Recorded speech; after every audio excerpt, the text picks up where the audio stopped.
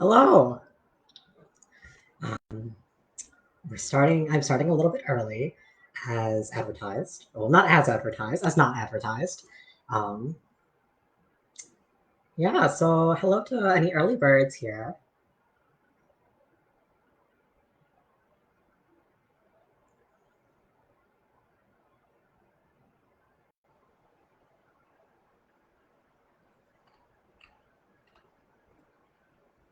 Hello. Now there's some people coming in. Hi.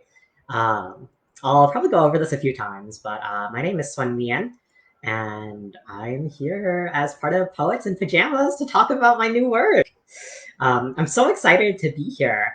Um, I'll probably go over this a few times, but um, a few a few commonly asked questions about that I get as a multimedia creator, interdisciplinarian, I think is the term most people use. Um, I have some lipstick on my teeth. Okay, now I'm good. Um, Yeah. So my question I get a lot as an interdisciplinarian, someone who does a lot of multimedia work, namely orchestral composing, art including the illustrations for my games, games, coding, poetry, prose, hybrid work. Um, as someone who does all these things, I get something I get a lot asked relatively often is like, how do you do it? Um, and I think it's all about storytelling. And there's some ways, there's sometimes you need to explore genre boundaries in order to tell the story you need to tell. Yeah, we are on very soon. Just one more minute. Let me get my windows open.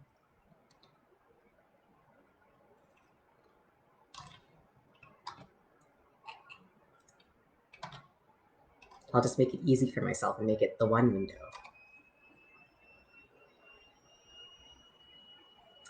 Um, yeah, one more minute. One more minute.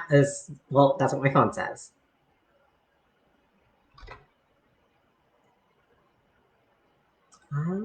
Yeah. Okay, here we go. Here we go.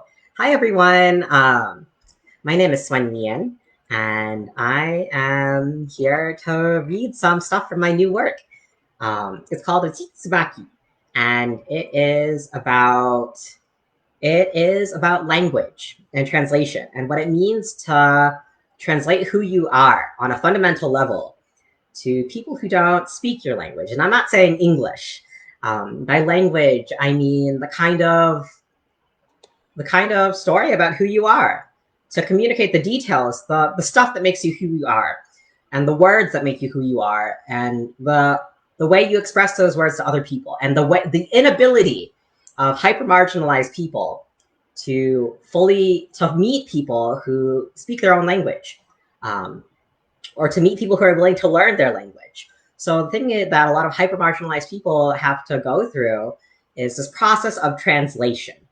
So, Ochitsubaki, which is a bilingual experimental poetic visual novel that is bilingual in Japanese and English, and it is something that explores the space of what it means to live in between parsable languages to other people. Um, yeah, here we go. There is a trigger warning for mention of suicidal ideation at um, in the early on for this first part of the reading. Here we go. Ochitsubaki, prologue. 1. Milk and oleander. After the fourth, we must all learn to lie sweetly in our beds, she said, sweetly in our beds of milk and oleander. Do not slander her, she who left us. And they in the heavens, may they in the heavens know better. In 10 years' time, if I cannot find a reason to live, I will die. It is simple, I shall not lie. If I cannot find a reason to live, I will die. A fallen camellia is a beheading every time, every petal falling at once, a severing. When I fall, I will not scatter like cherry blossoms on the wind. When I fall, it will be a severing. I stand on a field of white flowers where millennia ago I stood before. In the Tirdu kingdom of heaven there was more, there was more, there was more. There were more of us then than for we lilies of heaven, 7 score and more and more. The field is full of white flowers. In the language of the land this land has become, my name is Hanashiro. In the language this land was before, my name is Ukuri Hanali. The lily of heaven that is now known as Shirayuri used to call me Lili. The one now known as Shiragiku has only ever called me by my name, whatever name I am remembered by, though I know she remembers me. She who keeps the time, she who keeps us all in line, lumine lay millennia ago, silver long after that. A lady who knows desire, a lady who sires, a lady undenied, who keeps the time, keeps us all in line, and keeps us all in line. The tall grass in the white flower field sways around my hips, and dips, and it is no trick when I say I wish for more. I want to know what's in store, but what is the world worth anymore? I see it. I see the door to the first floor to the kingdom of 7. It beckons me, it pleads. Come to the Tirdu heavens. The white rabbit misses you so, Hanashiro. No, I know I must go. But I will not go until there's nowhere left to go. The kingdom of 7, there were only ever 4 of us! I, Hanashiro, and then Shiragiku, Shirayuri, and he, whose name I wish remained unknown to me. Who remembers? The tongue of the heavens, 7 of worth, of more than fen in the mark and the mercury of star, too far I can taste it. If I want to taste the language of heaven, I will have to go seek out my remaining brethren. Shiragiku, who holds the line in the same place every time, the moonflower castle of crescent incandescent, who holds no love for me but keeps me in mind, we meet once every time. Or Shirayuri, unremembered, forgotten in every wreckage of world, reborn after every new age unfurls, who I knew when my goddess was just a girl, and who not once have I found with her swallow wings damage unwrought since the age of Earl. The answer is already made for me, as though there were any choice at all. Chapter 1. The moonflower castle greets me as it always does, in a clover field of dust. But I blink, and before me stands a mirage of vast, unearthly meadow in every shade of flower but white. Silver sister, you haven't forgiven me yet? But I bet if I asked, I would say the same of her. We are not who we were. If asked, I would say nothing at all.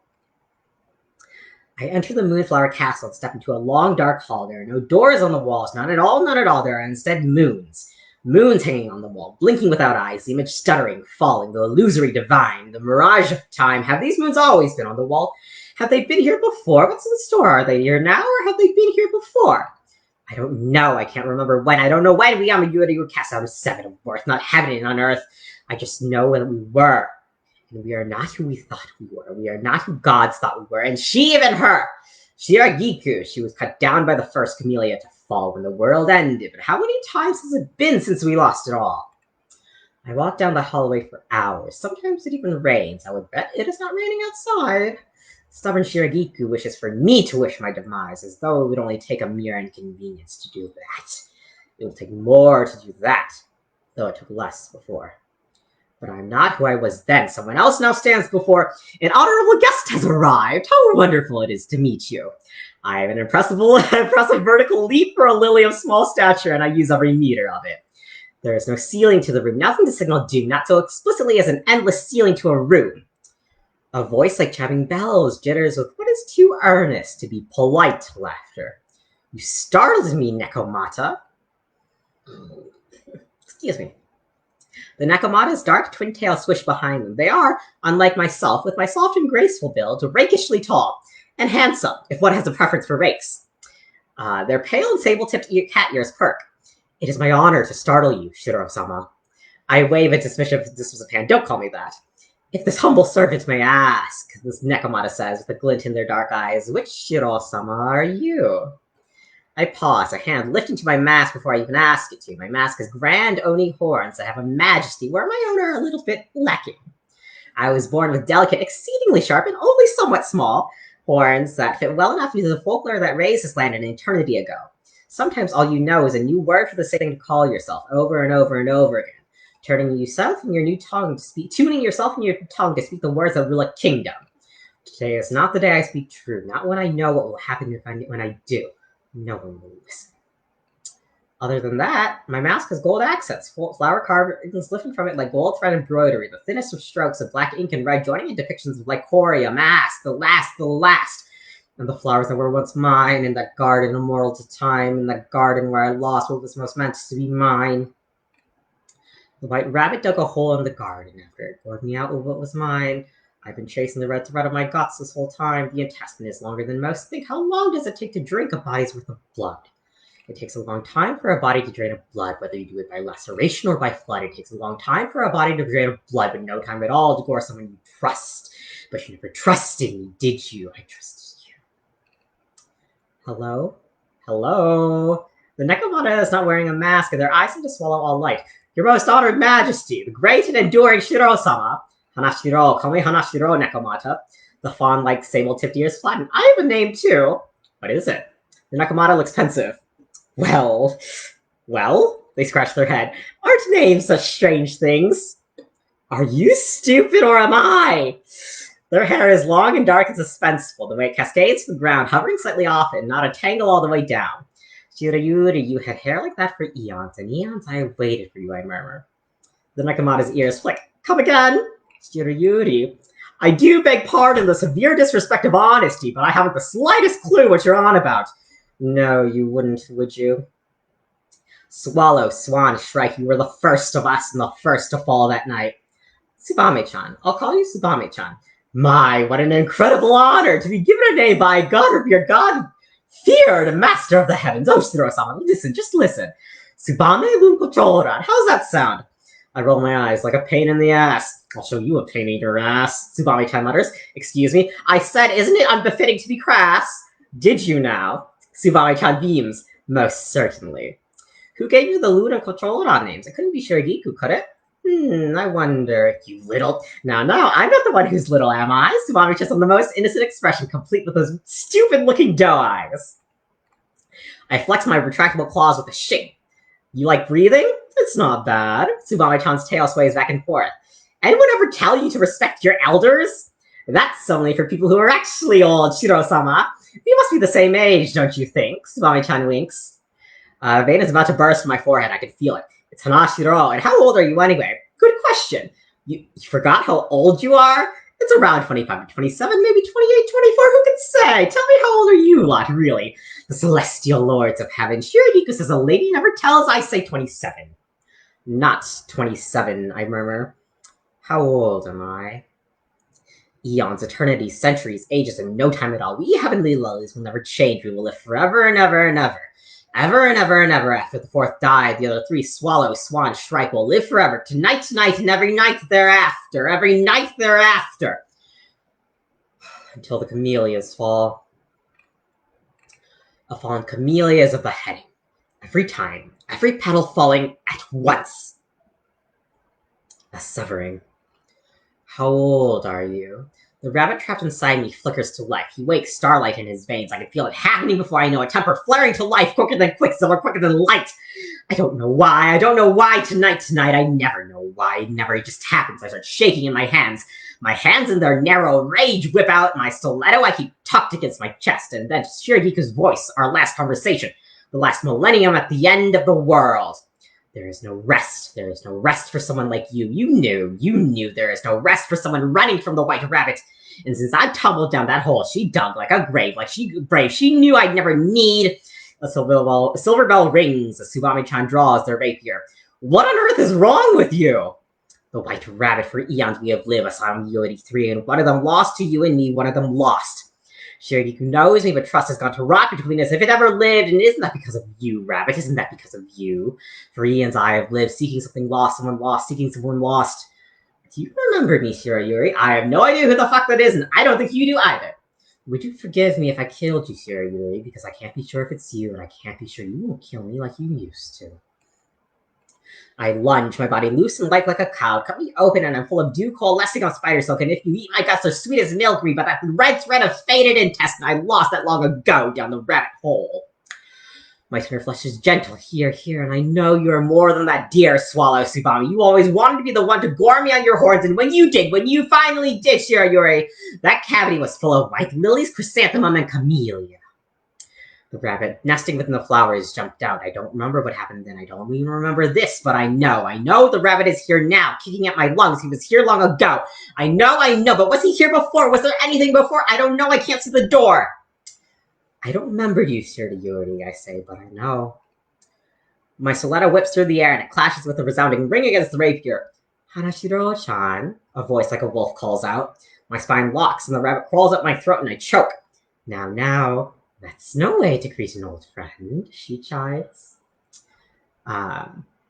Yeah, so that is about, that's the first one I have today, and the second is, well, actually, I don't know. How are we on time?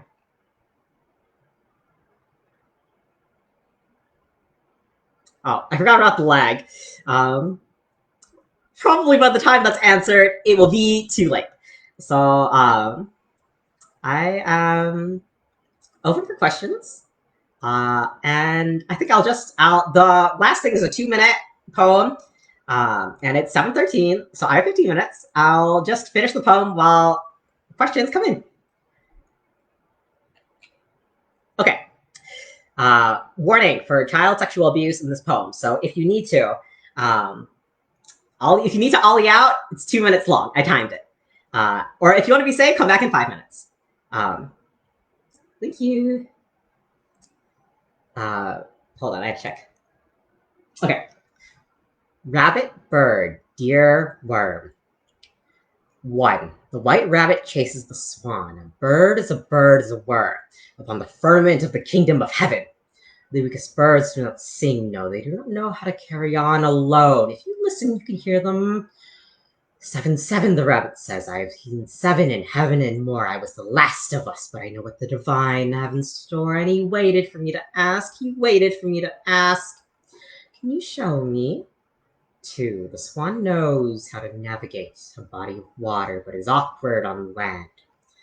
The swan thinks of fowl who would fall and understand. Oh, I will start over, but warning for cat death. So if cat's death is a thing that is not good for you, please ollie out for the next 5 minutes, or I'll see you later. Okay, I'm gonna start over. Trigger warnings: cat death and child sexual abuse.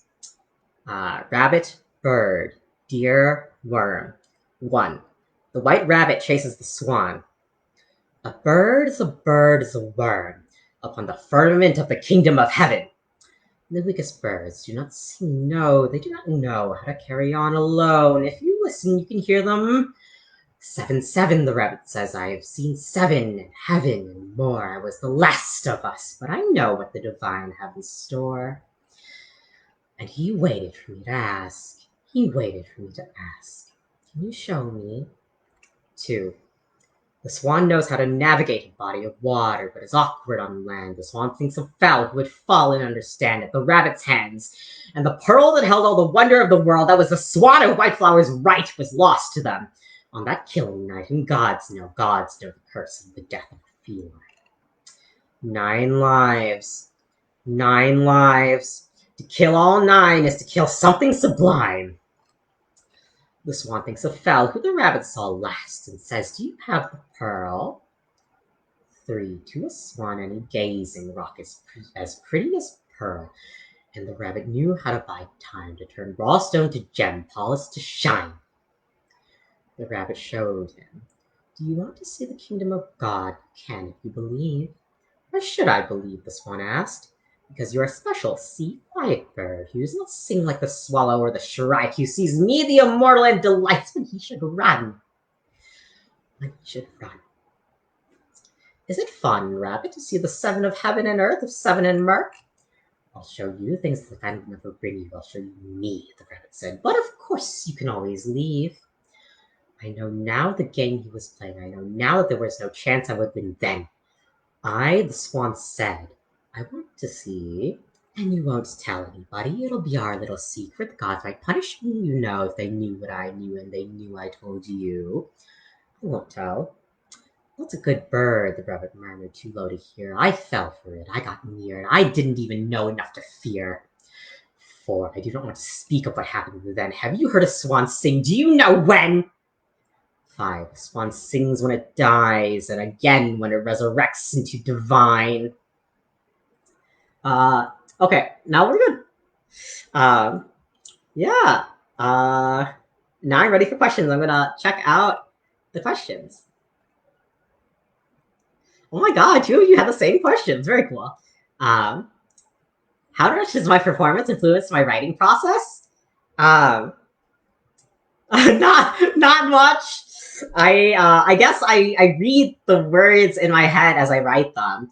But I do feel like I've heard from people who've heard me read my writing that it comes alive when I deliver it.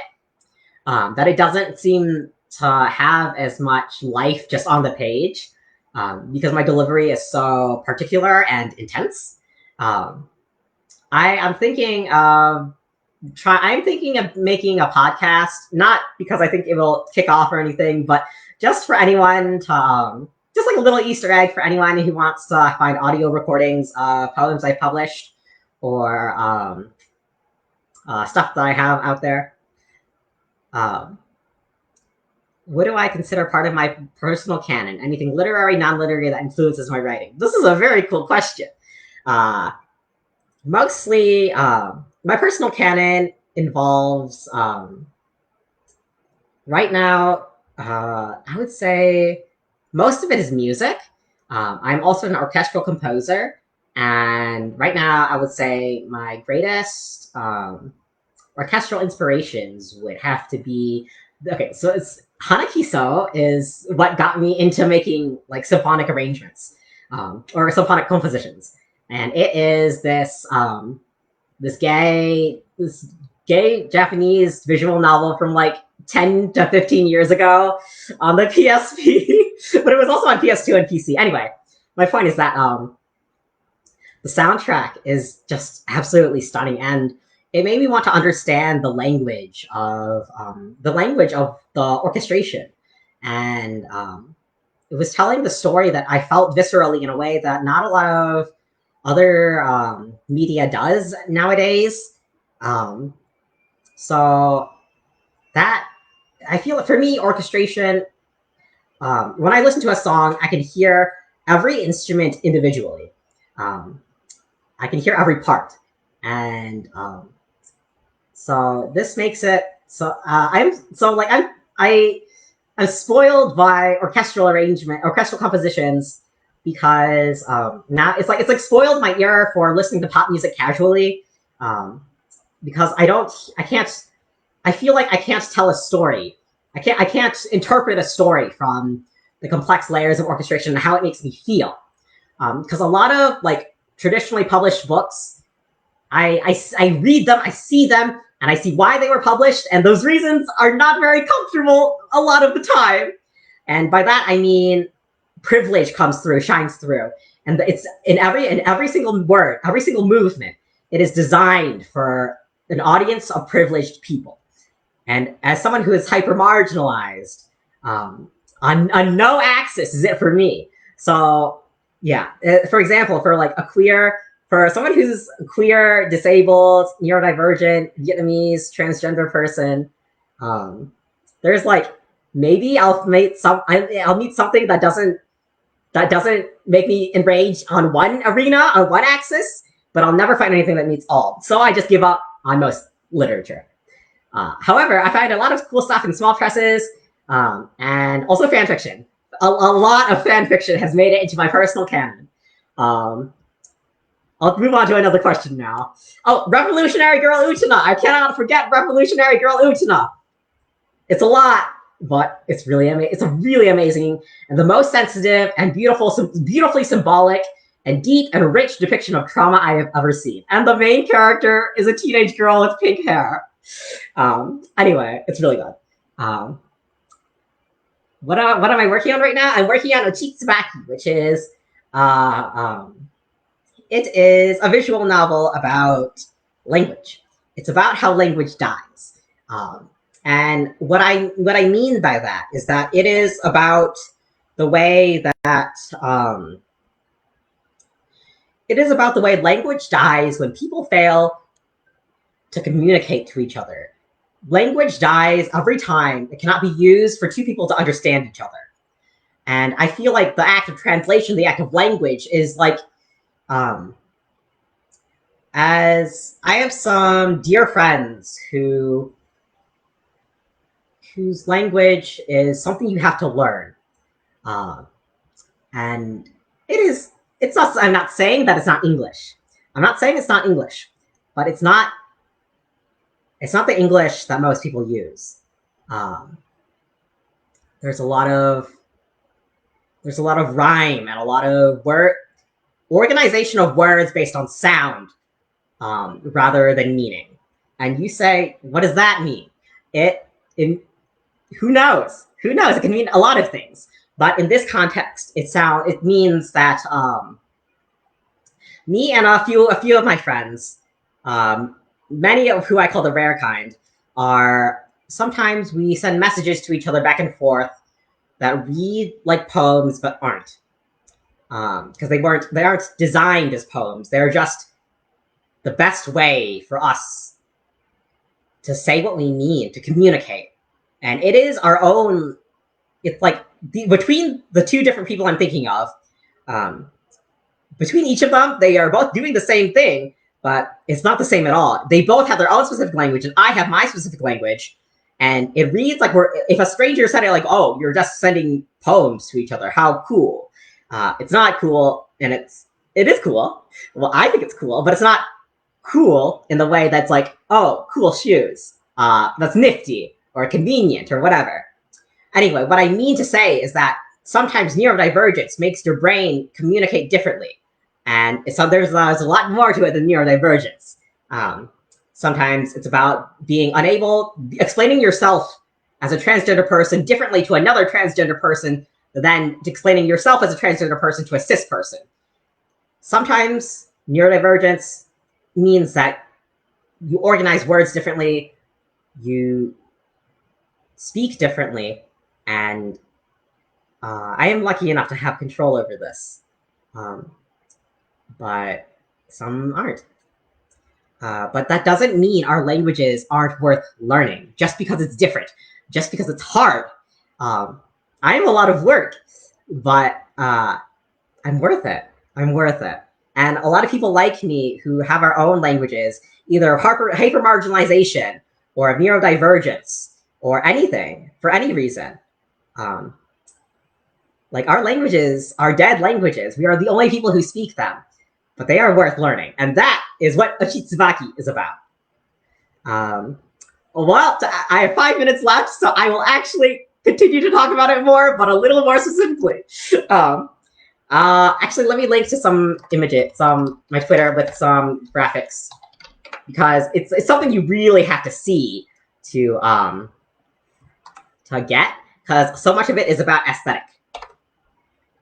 Well, I can't actually see if it's loaded because of the lag, but that's okay. Oh, here we go. Yes. So it's based on a retro anime aesthetic, or with like the Windows 90s era Windows, a little like retro tech.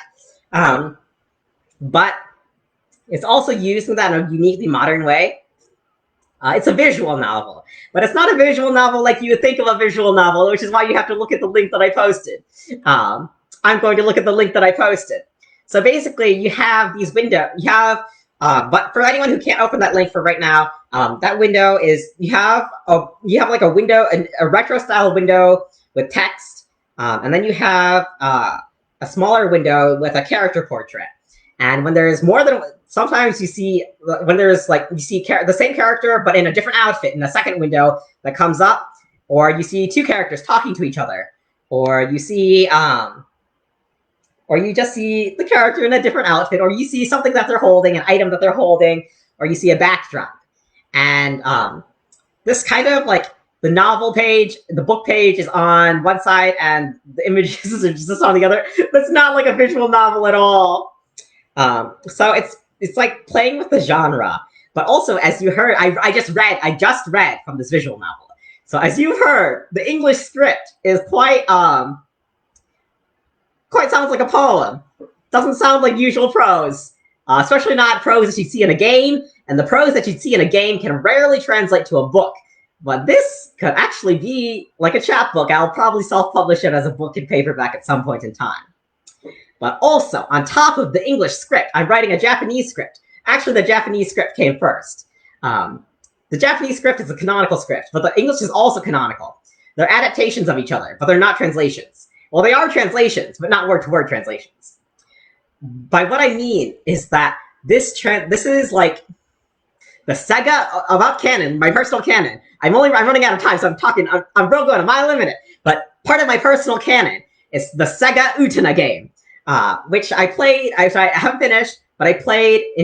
The difference between reading the English and playing it and listening to the Japanese and reading the Japanese and then playing it in English is like the way that things get lost in translation is so huge. And I think that it's inadequate to for what Otsubaki means. I think it's inadequate to just do a word-by-word translation. So there's a Japanese script and an English script. They are sister stories. They are the same story, but told differently. Not from different points of view, from the same point of view, but told differently in different language, depending on a lot of things, including my fluency in the language and including what that language means to me, what learning that language means and using that language means. But there's also going to be an English translation of the Japanese script. So English translation of Japanese script, word for word, English version, Japanese version. It is an ambitious project, but I think I'm going to get it out by the end of 2021 or early 2022. So expect that coming up. Well, not very soon, but you know. Thanks everyone for coming!